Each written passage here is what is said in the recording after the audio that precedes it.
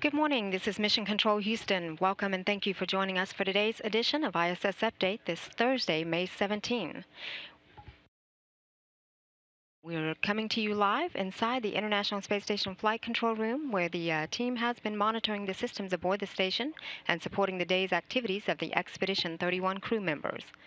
Leading the Orbit 2 team here in the Station Flight Control Room today is Flight Director Jed Freeling, and next to him is Anna Fisher, who is serving as Capcom. She's been relaying all ground messages up to the crew.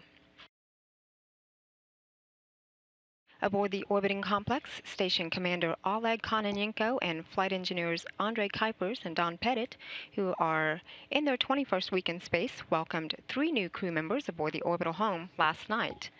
Russian cosmonauts Gennady Padalka, Sergei Revin, and NASA astronaut Joe Acaba aboard the Soyuz O-4M spacecraft docked to the space station after their successful launch from the Baikonur Cosmodrome in Kazakhstan late Monday night.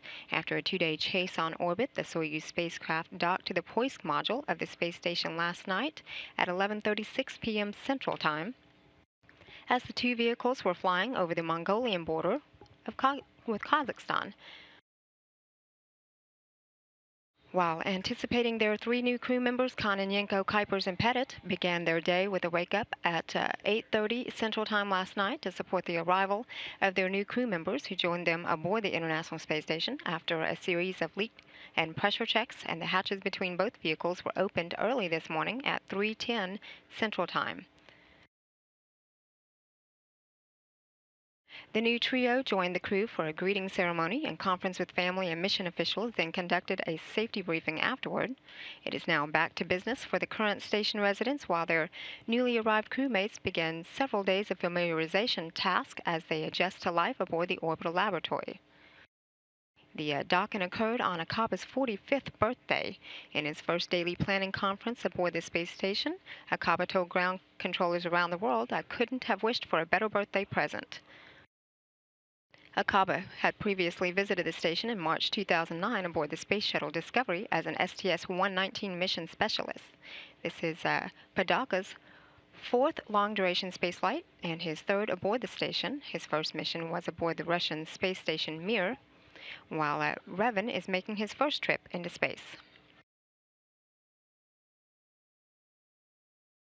Awaiting for their new crewmates to join them aboard the International Space Station, Commander Kononenko, Kuipers, and Pettit had launched to the orbiting complex aboard their Soyuz spacecraft as the Expedition 30 crew in December of last year. Their vehicle docked to the Rosviet module of the space station 2 days after their launch on December 23rd. Today, the trio will complete their 149th consecutive day, nearly 5 months in space.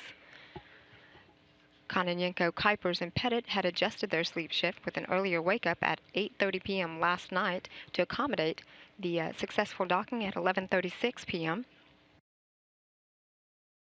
The space station with its crew aboard and the Soyuz TMA O-4M now docked is now flying at an altitude of about 245 statute miles. The orbiting facility is on a night pass on a northeastern track, having made its way across the southern Australia about 15 minutes ago, is now across the North Pacific Ocean, heading toward an orbital sunrise and eventually a pass across Canada. Kononenko, Kuipers, and Pettit had adjusted their sleep shift with that earlier wake-up at 8:30 p.m. last night.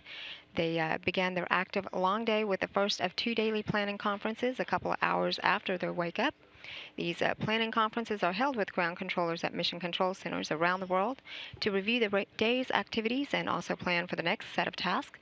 The task at the top of the list being the arrival of their new crew members. Along with the arrival of the Soyuz today, Pettit worked with the Spheres experiment, troubleshooting the reference clock. He also replaced a manifold bottle in the combustion integrated rack experiment and observed microbial samples for the environmental health system microbial capture device. Kuipers worked on the water recovery system to prepare for water transfers, and he performed flow measurements on the temperature and humidity control, the intermodule ventilation system. And new to the station, NASA astronaut Joe Acaba spent some time setting up his crew quarters area. The six-member expedition crew is now settling down in their pre-sleep period aboard the space station as they prepare for 14 hours of rest that will adjust their sleep back to the normal station operations clock for their first full day of work together as a full crew aboard the orbiting complex tomorrow.